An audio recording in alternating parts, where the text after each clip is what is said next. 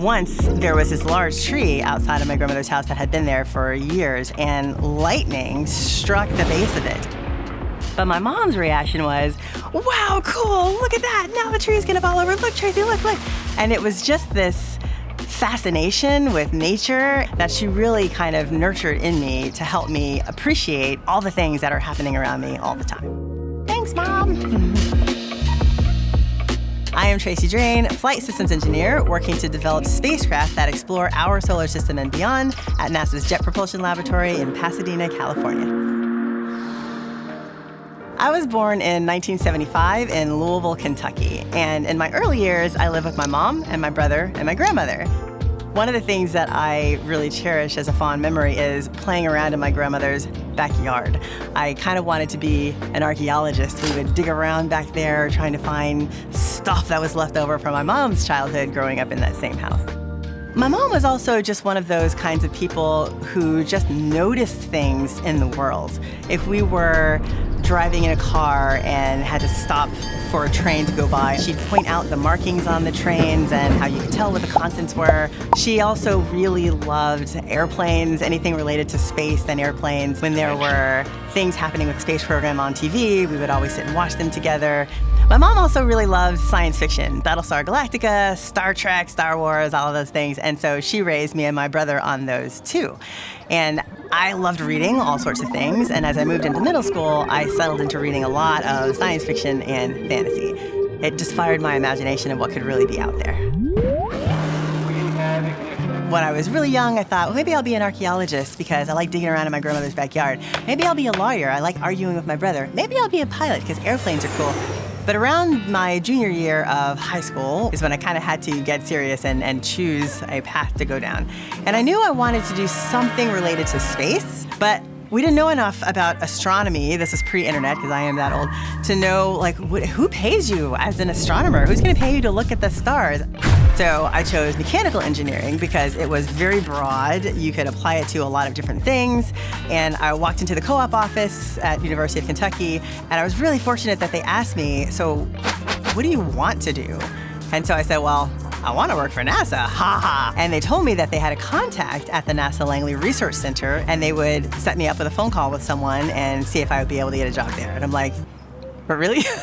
And then when I got on that phone call with the recruiter, she says, you know, it sounds like you'd be fine for the program. Can you start in May? And I kind of had to like hit mute on the button and like have my little freak out moment and then hit unmute and try to say in my calmest voice, yes, that'd be great. Thank you very much. Hang up the phone, fall on the ground, like screaming to my roommate. Just could not have been more excited about that. And all of that, finishing up my bachelor's degree in mechanical engineering and my 4 co-op rotations at NASA Langley really led me to my first full-time job working at the Jet Propulsion Laboratory. When I first landed at the lab, we were focused on robotic outposts on Mars. It was reaching back to that unfettered creativity and imagination that I used to love to live in and breathe in when I was a kid, and applying that to a real work environment. I remember there were days where I would literally think to myself, are they really paying me to do this? Like, cool, it was fantastic, kind of my dream job. The first flight project I landed on was called the Mars Reconnaissance Orbiter. The spacecraft was intended to go to Mars, orbit Mars, and send back a lot of really cool science data about the planet. And then at the end of my time on MRO, I got an opportunity to go and work on a really cool mission called Kepler, whose job was to find other planets orbiting distant stars away from our sun. Very Star Trek. These are the voyages of the starship Enterprise. Our mission was to find new worlds. Oh my God, I should say that. Okay, let me try.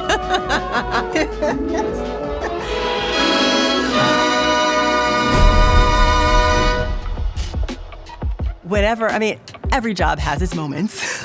And there are times where it just can become a little bit harder going, that when I take a pause, go tell some people about the kind of work we're doing and why we're doing it, it reminds me of that level of excitement and, oh yeah, I get to do this for a living, and this is cool. That helps give me a recharge to go dive back into work and keep attacking those difficult problems.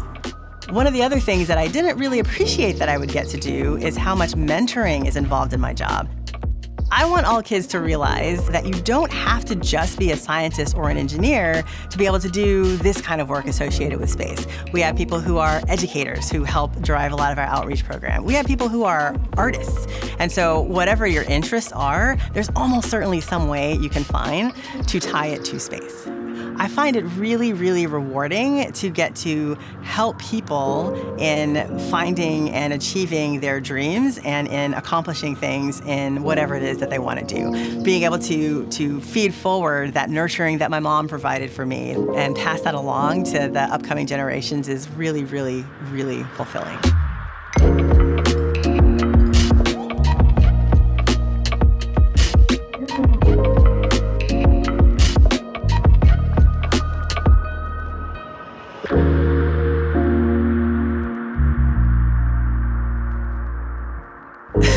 You really can't get a better gig than showing up with a bunch of kids and saying space and then watching their heads explode and then getting to have fun conversations with them about it.